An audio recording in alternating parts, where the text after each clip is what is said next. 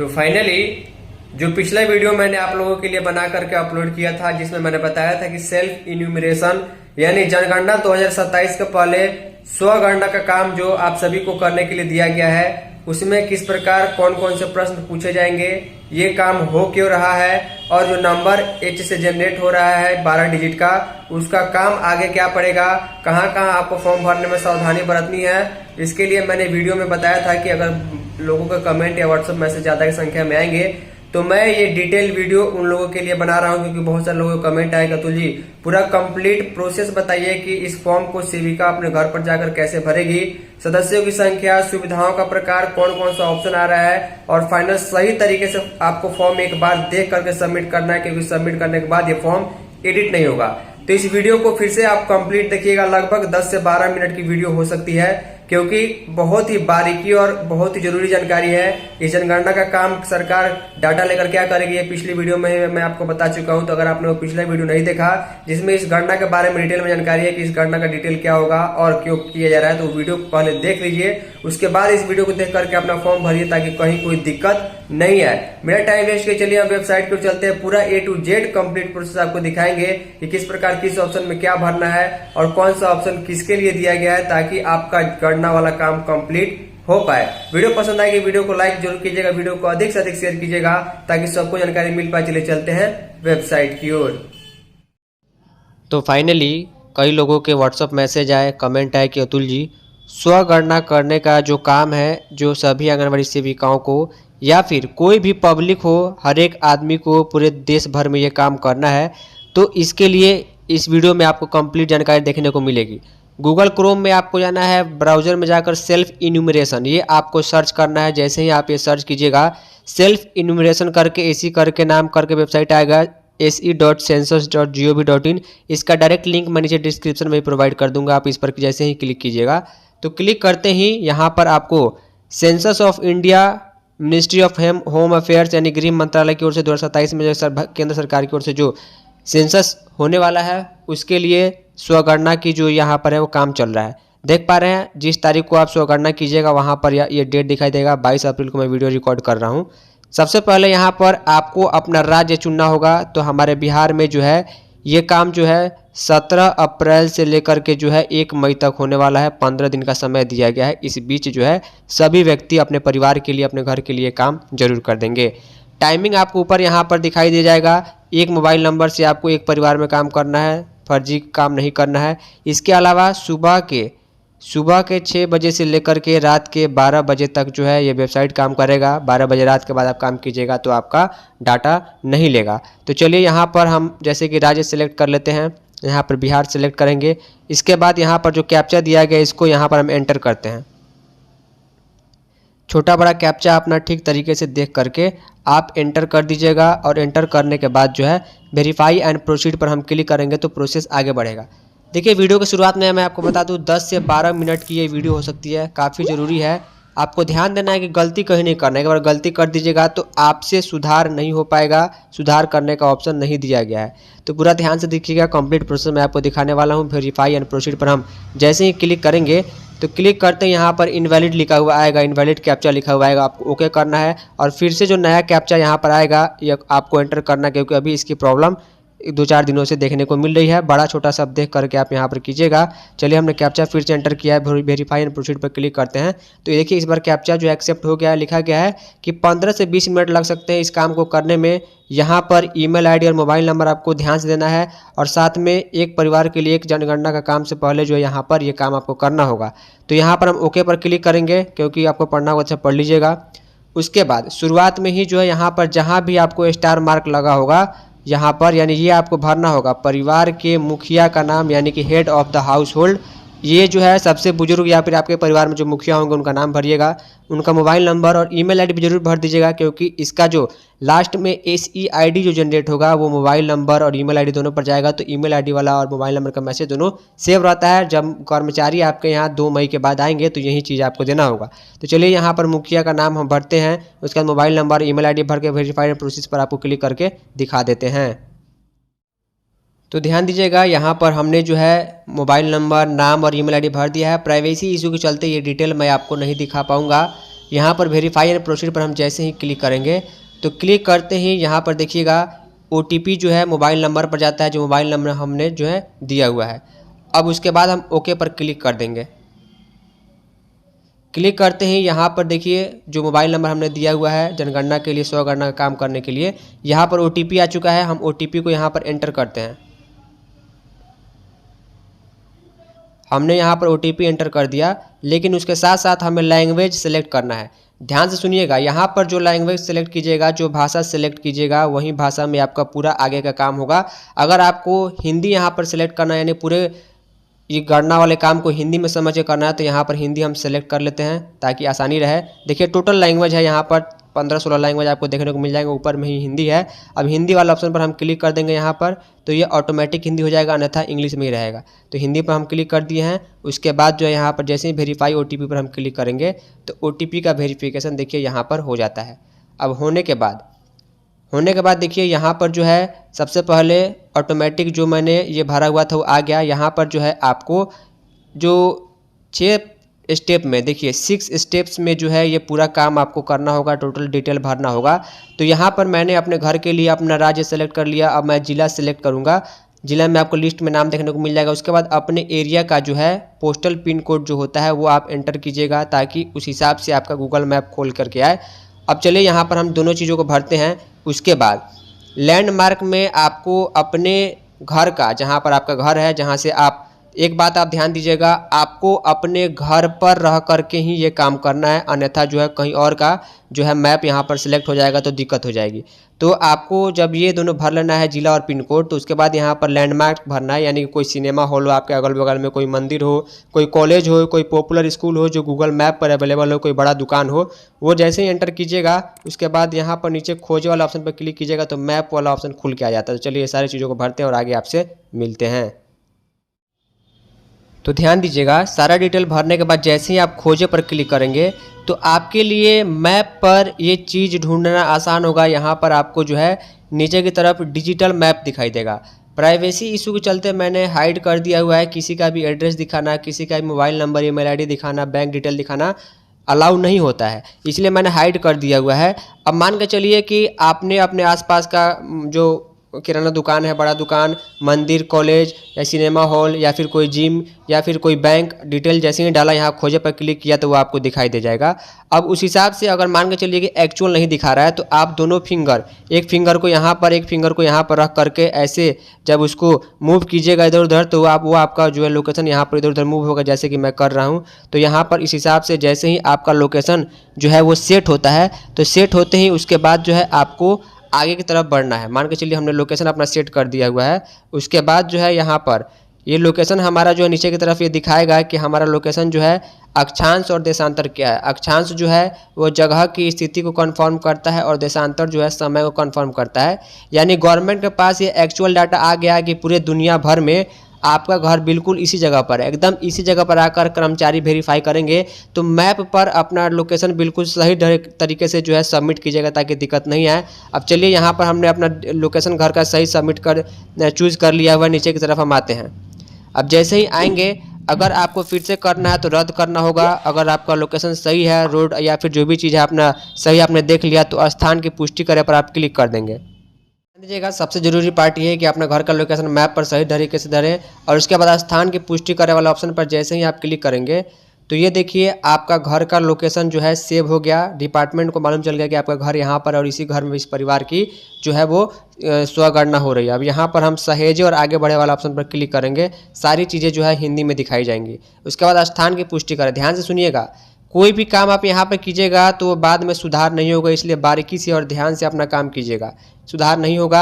यहाँ पर आपके जो है जिले का नाम दिखा रहा है, आपका जो भी राज्य है, स्थान देशांतर है, लिखा गया कि गलत लोकेशन स्थिति में आपका डाटा जो है प्रगणक के पास नहीं है। ऐसा नहीं है कि आप दूर के घर में किसी का जो लोकेशन सेव कर दीजिए, वहाँ पर जाने के बाद वो वेरीफाई नहीं होगा। अगर सब सही है तो हाँ पर क्लिक करें। हाँ पर क्लिक करते ही देखिए यहाँ पर अब जो है पार्ट 2 खुल करके आ जाता है, जो जनगणना में घर का विवरण है। घर के विवरण में मैं आपको जल्दी से बता देता हूँ कि घर के विवरण में क्या क्या पूछ रहा है। जनगणना मकान एक भवन या भवन का हिस्सा है जिसे सड़क या साझा आंगन, सीढ़ी आदि के अलग मुख्य प्रवेश द्वार होने की स्थिति में एक अलग इकाई के रूप में मान्यता दी जाएगी। अब देखिए जनगणना मकान में आप मकान में जो रहती हैं या रहते हैं, जो लोग आप भर रहे हैं, किस प्रकार का सामान का उपयोग हुआ है, मिट्टी का उपयोग हुआ है, लकड़ी या बांस का उपयोग हुआ है, या फिर पक्की ईंट का मकान है, पत्थर का मकान है, सीमेंट का है, या फर्श में टाइल लगा है, या मोजाइक है, या कोई अन्य है, ये ऑप्शन आप अपने हिसाब से भर लीजिएगा। इसके अलावा दीवार किस सामग्री का बना हुआ है, लकड़ी का, पत्थर का, मसाला का, मिट्टी का, घास फूस का, वो आपको भरना है। इसके अलावा छत किस प्रकार का है, कौन सा सामग्री का बना है, वो भी आपको भरना होगा। इसके अलावा जनगणना मकान की स्थिति कैसी है। अच्छी का मतलब यह है कि मकान बिल्कुल अच्छा है, नया है और बेहतरीन है। रहने योग्य का मतलब यह है कि उसको मैनेज करके रहा जा रहा है, पुराना मकान है, उतना बेहतरीन नहीं है। और जीर्ण शीर्ण का मतलब ये हुआ कि बिल्कुल पुराना मकान है और रहना खतरे से खाली नहीं है, कभी भी उसमें कुछ दुर्घटना हो सकती है। तो इस हिसाब से आप भरिएगा और भर के हम आगे आपको दिखाते हैं। तो ध्यान दीजिएगा, मकान का सारा डिटेल हमने भर लिया है। अगर आपको फिर से भरना है तो यहाँ पर ऑप्शन बदल सकती हैं। सब देखने के बाद आप सहेजे और आगे बढ़े वाले ऑप्शन पर जैसे ही क्लिक कीजिएगा तो ये डाटा आपका सेव हो जाएगा। यहाँ पर हाँ पर क्लिक करना होगा क्योंकि हमने सभी सही भरा हुआ है मकान के बारे में। उसके तो थर्ड स्टेप में जो आपको आएगी सामान्य जानकारी, भले ही सामान्य जानकारी लिखा हुआ है लेकिन इसको भी आपको बेहद सावधानी से भरना है और बिल्कुल सही तरीके से भरना है। थर्ड स्टेप में आपको आपके फैमिली मेम्बर्स के बारे में, परिवार के संबंध में जानकारी मांगी जाएगी। यहाँ पर आप लोग देख पा रहे हैं, सबसे पहली जानकारी होगी कि इस परिवार में जिसका आप लोग इन्यूमरेशन कर रहे हैं कितने व्यक्ति रहते हैं, कुल व्यक्तियों की संख्या। कुल व्यक्तियों का मतलब उस परिवार में जिसके मुखिया के नाम पर ये सर्वे हो रहा है या फिर सेल्फ इन्यूमरेशन हो रहा है, कितने बच्चे हैं, कितने बुजुर्ग हैं, कितने महिला पुरुष, टोटल जोड़ करके आपको यहाँ पर लिखना है। उसके बाद यहाँ पर परिवार के मुखिया का नाम जो आपको शुरुआत में भरा था वो ऑलरेडी यहाँ पर दिखाई देगा। नीचे की तरफ हम जैसे ही आएंगे तो उसके बाद यहाँ पर आपको परिवार के मुखिया का लिंग पूछेगा, स्त्री पुरुष कौन सा लिंग है। इसके अलावा आपने जो भाषा चुनी है, जैसे कि यहाँ पर हिंदी में सब दिखा रहा है तो यहाँ पर हम क्लिक करेंगे तो हिंदी भाषा में ही जो है यहाँ पर परिवार के मुखिया का नाम लिखना होगा। तो चलिए इन सारी चीज़ों को भरते हैं, उसके बाद फिर से सबमिट करके हम फोर्थ स्टेप पर आ जाते हैं। तो एक बात आप लोग ध्यान दीजिएगा, मुखिया का नाम में जो इंग्लिश वाला जो अल्फ़ाबेट है वो ऑलरेडी सही दिखाएगा। यहाँ पर जो आपने भाषा चुनी है, हिंदी, उर्दू, बंगाली, कोई भी भाषा, तो यहाँ पर आपको इस वाले बॉक्स पर क्लिक करके जो कीपैड वाला ऑप्शन है वहाँ पर क्लिक करके इंग्लिश वाले स्पेलिंग में जैसे ही आप टाइप कीजिएगा नीचे आपको उसका ऑप्शन दिखाई दे जाएगा। तो कोई दिक्कत नहीं है कि जैसे यहाँ पर मैंने कर दिया हुआ है, प्राइवेसी इशू के चलते मैं आपको पूरा नहीं दिखा सकता हूँ। उसके बाद हम नीचे की तरफ आते हैं।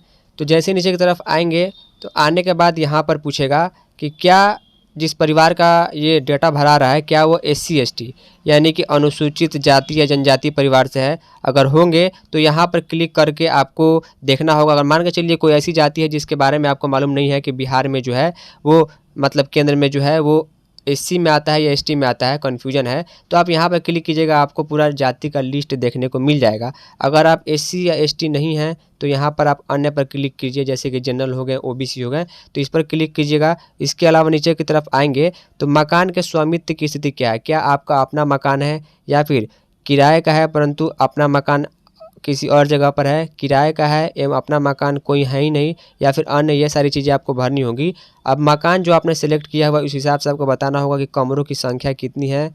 और इसके अलावा इस परिवार में रहने वाले विवाहित दंपति, एक दंपति का मतलब होता है कि मतलब कि एक जोड़ा, यानी कि एक महिला और एक पुरुष, उस हिसाब से आप भरिएगा कुल संख्या को ध्यान में रखते हुए कि कितने लोग शादी विवाहित हैं। उसके बाद चलिए सारी चीज़ों को भरते हैं और यहाँ पर ऑटोमेटिक जब सब चीज़ें भर लेंगे तो सहेजे और आगे बढ़े वाला ऑप्शन आ जाता है। चलिए सबको भर लेते हैं। तो सारी चीज़ें भरने के बाद यहाँ पर सही तरीके से भरने के बाद सहेजे और आगे बढ़े वाले ऑप्शन पर हम क्लिक करेंगे। क्लिक करते ही हमें अगर हमने सही भरा है तो हाँ पर क्लिक कीजिएगा, सुधारना है तो आप नहीं पर क्लिक कीजिएगा। तो चलिए हम हाँ पर क्लिक कर देते हैं। क्लिक करते ही यहाँ पर जो है देख पाएंगे कि चौथा स्टेप खुल के आ जाता है। 3 स्टेप में वाला काम खत्म हो गया। अब कौन कौन सी सुविधाएं जो है आपके घर में मौजूद है आपके परिवार के लिए, जैसे कि पानी का स्रोत। यहाँ पर जो है पानी का स्रोत क्या है, नल का पानी आता है या फिर नल का पानी आता है लेकिन वो उपचारित नहीं है, यानी कि ऐसे ही गंदा पानी आता है। कुआं से आता है, हैंडपंप है, ट्यूबवेल है या बोरवेल है, या फिर झरना है, नदी, नहर, टैंक, तालाब, झील, या फिर बोतल का पैकेट या बोतल का पानी आप लोग पीते हैं या अन्य स्रोत है, वो आपको करना होगा। जनरली सभी जगह कहीं ना कहीं हैंडपंप ही होता होगा तो उस हिसाब से आप भर लीजिएगा। इसके अलावा पेयजल स्रोत की उपलब्धता क्या है, आपका जो पानी पीने का मिलता है वो आपके घर के अंदर ही है या फिर घर के नज़दीक है या घर से दूर है, वो आपको भरना होगा। इसके अलावा बिजली प्रकाश का स्रोत आपका क्या है, क्या बिजली से जो है आपके यहाँ मतलब कि लाइट रहता है नहीं रहता है, या मिट्टी के तेल जला करके आप लालटेन जला कर लाइट लाते हैं, या सोलर एनर्जी है, या फिर किसी अन्य प्रकार की तकनीक है, तेल है, अन्य है, या फिर आपका घर में लाइट रहता ही नहीं है, प्रकाश रहित है, ये सारी चीज़ें आपको भरनी होंगी। तो इस हिसाब से आप भरिएगा। शौचालय आपके घर में है या नहीं है, क्या केवल परिवार के उपयोग के लिए है या फिर अन्य परिवारों के साथ साझा में है, सार्वजनिक शौचालय है या फिर नहीं है तो खुले में आप लोग शौच जाते हैं नहीं जाते हैं, वो सारी चीज़ें आपको भरनी होगी। इसके अलावा जो है ये चीज़ नीचे आएंगे तो शौचालय का प्रकार भी आपको बताना होगा कि शौचालय जो आपने घर में बनवा रखा है वो किस प्रकार का है। पाइप सीवर पद्धति है या सेप्टिक टैंक में आपका पूरा कचरा जाता है या कोई अन्य पद्धति है। 2 गड्ढा वाला शौचालय है या फिर खुला हुआ है, स्लैब के साथ है या नहीं है। 1 गड्ढा वाला शौचालय है, वो भी खुला है या स्लैब है या नहीं है। सर्विस शौचालय है, पब्लिक शौचालय है या नहीं है। मानव मलमूत्र को हटाने के लिए खुली नालियों का उपयोग होता है नहीं होता है। आपका घर का जो गंदा पानी निकलता है वो ढकी हुई नाली से जाता है, खुली नाली से जाता है, किसी भी नाली से नहीं जाता है, वो भरना होगा। परिसर के अंदर स्नान की सुविधा, स्नान घर है या नहीं है, छत के बिना है या स्नान घर अलग बना हुआ या है ही नहीं, वो आपको भरना होगा। रसोई गैस में आपका खाना किस हिसाब से बनता है, एलपीजी का कनेक्शन है या फिर पीएनजी का है, गैस का कनेक्शन है या नहीं है, वो आपको भरना होगा। घर का भीतर खाना पकाते हैं परंतु रसोई गैस में नहीं है तो क्या ऑप्शन आपको यहाँ पर भरना होगा। ये सारी चीज़ें आपको ऑप्शन आसानी से हिंदी में आप भर पाइएगा।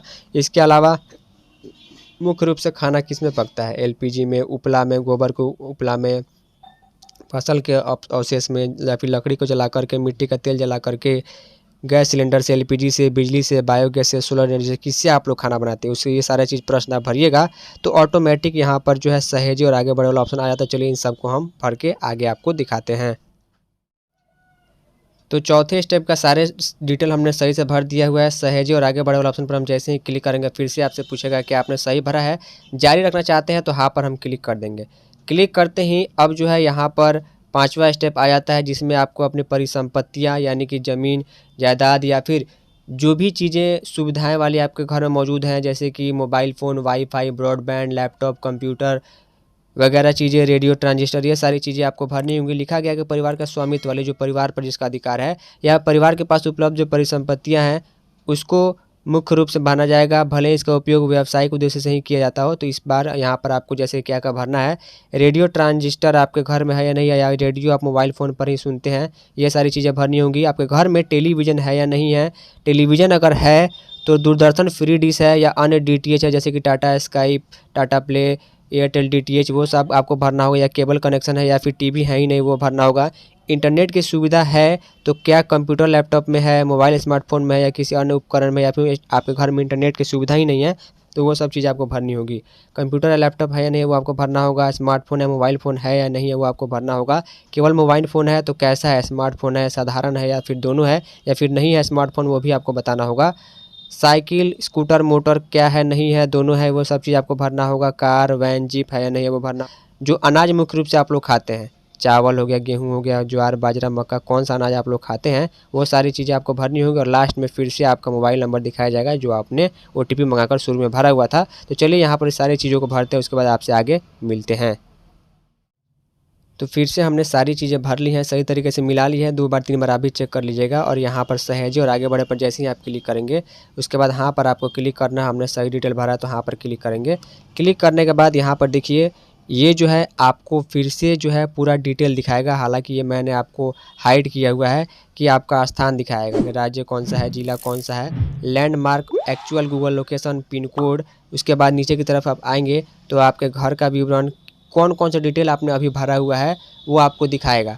ध्यान से सुनिएगा, इस सारे डिटेल को आपको अच्छे तरीके से देख लेना है, इसमें कहीं देखने में कोई कमी नहीं करनी है। और देखने के बाद जो है यहाँ पर अगर कोई दिक्कत है तो संशोधन के लिए वापस आए वाला ऑप्शन पर क्लिक करना है, क्योंकि सुधार तभी होगा जब तक आपका SCID नहीं बना है। तो अभी सुधार हो सकता है, अगर मान के चलिए आपने कुछ चीज़ गलती भर दिया है वो ऊपर आपने अभी देखा है, सब लास्ट में 6 स्टेप में आपको टोटल डिटेल में दिखाएगा। सुधार करने के लिए यहाँ पर क्लिक करना है। अगर आपने सब चीज़ सही भरा है, सीधे आप सबमिट करना चाहते हैं तो पुष्टि कर और सबमिट करने वाला ऑप्शन पर क्लिक कीजिएगा। तो आपके ईमेल पर, आपके मोबाइल नंबर पर भी SEID जाएगा, यानी कि सेल्फ इन्यूमरेशन ID जाएगा। वो ID आपको संभाल कर रखना है और आपका यहाँ का काम खत्म हो जाता है। तो चलिए हम एक बार मिला लेते हैं और आपको दिखाते हैं।